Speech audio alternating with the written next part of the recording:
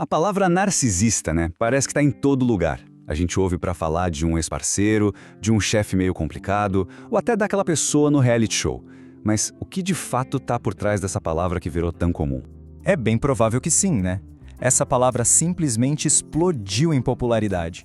Só que, de tanto ser usada para tudo, o significado clínico dela, que é super complexo, acabou se perdendo no meio do caminho. E é justamente aí que está o ponto.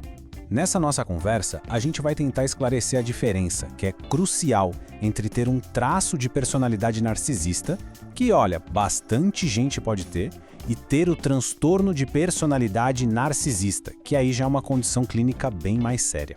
Certo. Então, pra gente entender isso de vez, vamos a uma analogia. É bem simples, mas super poderosa. Pensar na diferença entre uma tempestade, que vem e vai, e o clima de um lugar, que é constante.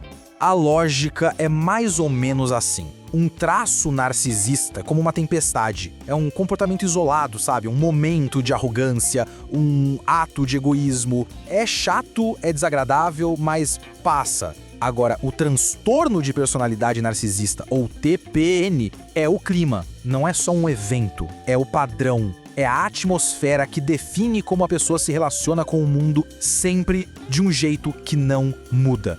E só pra gente ter a base clínica bem clara aqui, um transtorno de personalidade é isso. É um padrão rígido, inflexível, que foge muito do que é esperado culturalmente. E o mais importante, ele causa sofrimento, seja para a própria pessoa ou, o que é bem comum, para todo mundo que está em volta. Não é só um jeitinho de ser, sabe? É uma condição que realmente atrapalha a vida. Então, como é que os profissionais fazem para separar o clima da tempestade? Bom, eles usam critérios de diagnóstico bem específicos. Vamos dar uma olhada em quais são os sinais que indicam um transtorno de personalidade narcisista. E aqui tem um número-chave para a gente guardar: 5.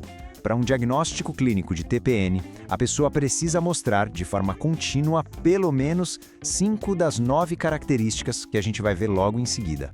E essa é a lista oficial, digamos assim. Dá pra notar que vai muito além de ser só uma pessoa vaidosa, né? A gente tá falando de uma necessidade constante de ser admirado, uma dificuldade enorme de entender o que os outros sentem e aquela crença profunda de ser superior, o que, claro, acaba trazendo um monte de problema nos relacionamentos. A linha do tempo do transtorno também é super importante de entender. Olha só, é até comum ver traços narcisistas em adolescentes, mas isso não quer dizer nada. O diagnóstico de TPN mesmo só costuma ser fechado lá no comecinho da vida adulta, quando a personalidade já está mais formada. E é uma condição para a vida toda, que vai trazendo desafios diferentes conforme a pessoa envelhece. Mas sabe, essa lista de critérios é só uma parte da história. O que será que acontece por dentro, na cabeça da pessoa? Agora a gente vai um pouco além da lista para tentar entender a experiência interna e o impacto que esse transtorno tem na vida real. Essa frase mostra a grande ironia do TPN. Por trás daquela fachada toda de autoconfiança, de grandiosidade, existe uma vulnerabilidade imensa. A menor crítica pode ser sentida como um ataque pessoal, devastador, que gera uma dor, um vazio interno gigantesco que, claro, quase nunca é demonstrado. Um outro dado bem curioso é sobre gênero. As fontes mostram que algo entre 50% e 75% das pessoas diagnosticadas com TPN são homens. É um número que gera bastante debate na área da psicologia, viu? E esse transtorno cria umas situações bem contraditórias na vida da pessoa. A ambição, por exemplo, pode levar a conquistas enormes. Alguém com TPN pode ter muito sucesso profissional, ganhar muito dinheiro.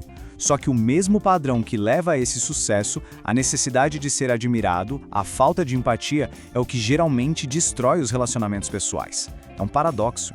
Ok, então a gente já entendeu a diferença, o impacto, mas e aí? Tem um caminho? Tem como lidar com isso? A boa notícia é que sim, existem formas de tratamento e de manejo.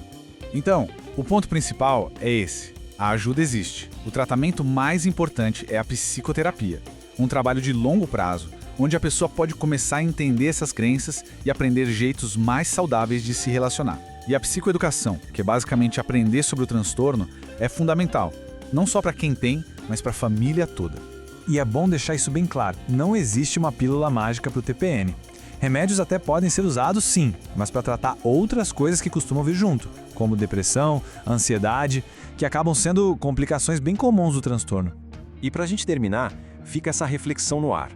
Entender que existe esse abismo enorme entre um comportamento de momento e um transtorno clínico profundo, será que isso muda o jeito que a gente olha para as pessoas?